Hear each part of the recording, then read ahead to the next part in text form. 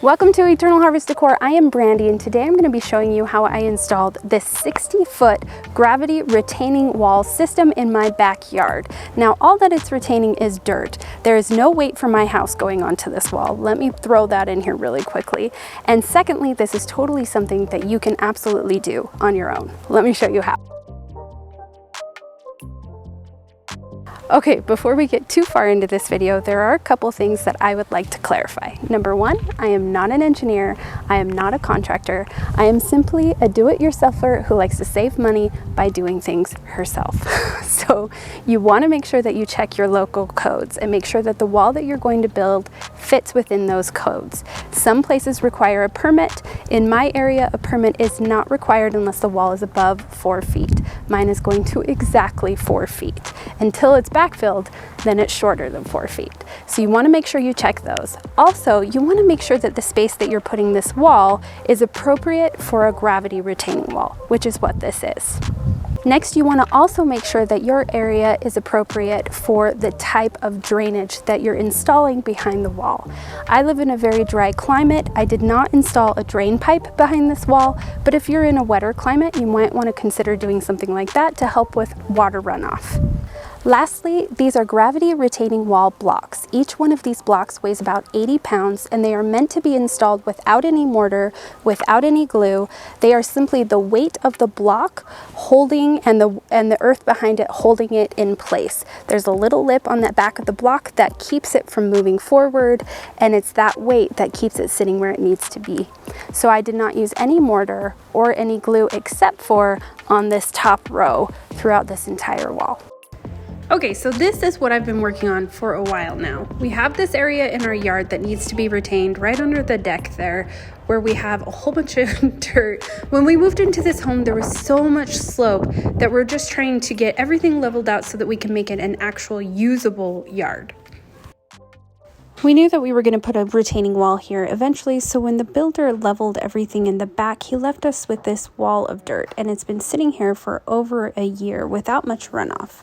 The very first thing we needed to do was dig a deep trench 6 to 8 inches deep to hold all the gravel for drainage underneath the wall. Our soil is extremely rocky, so we used a pickaxe and a shovel. My block arrived at the same time as our gravel. We ordered 3/4 inch gravel for drainage behind the wall and underneath the blocks. We made sure to order clean stone to go behind the wall and underneath the block. Each of these blocks I got from Lowe's, and they have a lip on the back that will lock to the previous row in order to hold itself steady. This wall will be a gravity retaining wall, which means I will be using no mortar. It will just be using gravity and the weight of the block to hold the dirt back. There are many different kinds of gravity walls, so before you build anything like this, I suggest you do your research and make sure that it's something that will work for your area.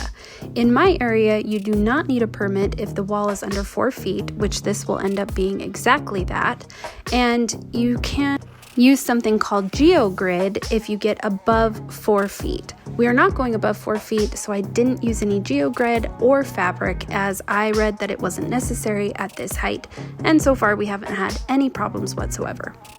Now it's time to add the gravel base for underneath the block. We'll have 6 to 8 inches worth of gravel compacted down. You can rent a compactor for this step, but I'm trying to save money. As I said, we're on a budget, really tight budget, and so I used a tamper. It's something you can grab at Home Depot for under 30 bucks, and you can just tamp down the gravel as you go. We have very dry, very rocky soil. I am not worried about a lot of runoff or water issues here in this area, so this will be enough for us for now. If you're in a more wet climate, something that you can consider is adding a drainage pipe behind the wall so that as the water runs down, it will go into the pipe and run out and not hit the foundation of your wall. Like I said, we get hardly any rain, so it wasn't something I was concerned with. We will not be doing a drainage pipe for this wall. This process took quite a long time to be able to get all of the rock down the slope and to the area where we will be building the wall, as we were doing it bucket by bucket and tamping as we go. The goal here is to create a nice solid foundation for the block to sit on, and as long as this is nice and level and compacted well, it should make the rest of the process really easy and leave little to no movement once the block is placed. Now it's time to lay the first row of block, and this is the one that took the longest because I needed to make sure it was both level front to back and also side to side.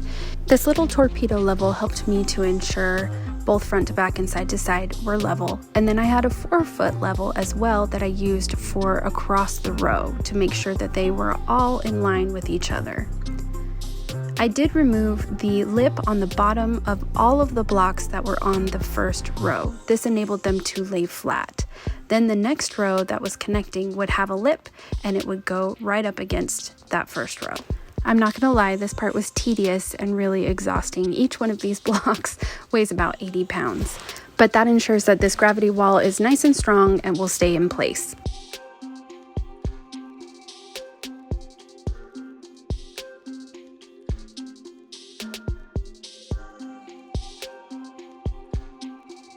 And after a lot of work, there is half of the 60-foot first row retaining wall.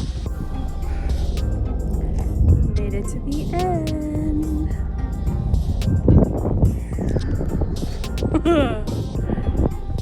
I'm so tired. Next, it's time to start the second row, and I'm going to stagger each one of these blocks as it makes the structure a little bit more sturdy and structurally sound all the way down the row. I am checking for level every couple of blocks, but since that bottom row is already nice and level, I know this top row will be pretty on point.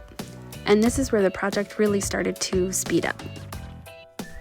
After we complete each row of block, we are adding some of that crushed stone or gravel behind each one and tamping it down to help with drainage behind the wall as well. As I started on the third row, I noticed that some of these blocks had some cement defects that wouldn't allow them to lay flat. So I'm using my chisel and knocking some of those defects off, but the lip is still remaining intact so that it can connect to the row below it. So some of these have come with some imperfections that we need to chisel off in order for them to lay flat. And we can lay them. And after every row, we're needing to go back and backfill with all the rock, stomp it down, tamp it down, and then move on to the next row. We are officially halfway. Well, in some spots. Here you can see that black drainage pipe that's coming down from our grass above. I ended up rerouting that and sending it into the grass up higher, so it's not even coming down by the wall at all. Here's a little real-time video so that you can see how long it actually took to lay each block and make sure it was in place properly. I would definitely suggest wearing glasses and gloves throughout this process. These concrete blocks are really hard on your hands. Also beware of spiders.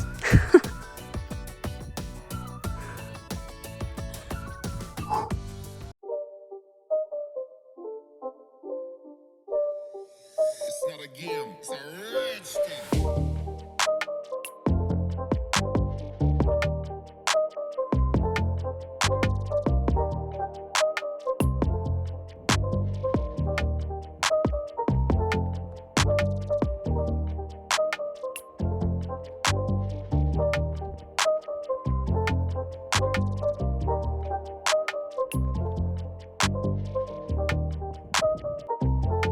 New week, and now we are on to row 5. I'm bringing the blocks down with the wheelbarrow and then placing them on the wall to be put in place. Then I got my helper to bring down blocks while I placed.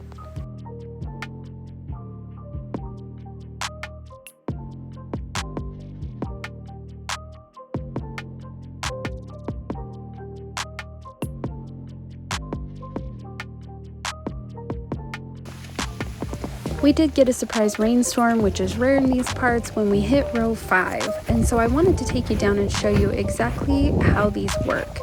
These blocks are meant to have weep holes where the two bricks come together, two blocks come together. There's a space for water to drain, and they are doing exactly what they're supposed to be doing. That rock behind is allowing the water to drain through the weep holes in the front of the wall so that you don't get pooling water at the base of the wall or behind the wall. And it held up really well after the first rainstorm. I'm really happy with how it's all working out. And now we are on to our last and final row, row 8, and I need to mention that this will all be backfilled in front of the wall. We're going to be going up with dirt about 2 feet, and so I left the wall as is until we were finished, and then we'll use some dirt from another project to backfill this space. I did go ahead and get some garden landscape fabric for the top 2 rows and some nice pretty dirt so that I could put bushes and some other pretty things at the top of the wall. I will hook up a drip system so that there's just a little bit of water to feed the plants, but not enough to damage the wall. I did use some construction adhesive on that very top row to help keep that top row in place. If there's not any movement on that top row, it should help the rows below stay secure. As well as backfilling in front of the wall, that will also help the foundation of the wall to be steady and sturdy.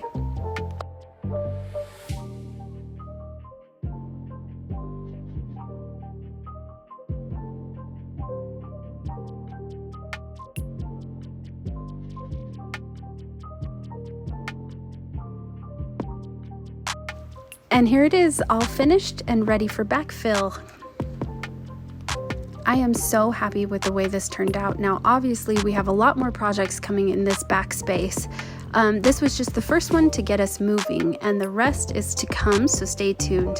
But for now, this wall is exactly what I had pictured in my mind, and I am so happy with it. I did get some bids from some contractors at the beginning of this project to see if we could go that direction, but the bids came back at about $17,000, which was just way out of our budget. So we were able to get this all done for under $3,000, and we did it all ourselves, and I'm so happy with how it turned out.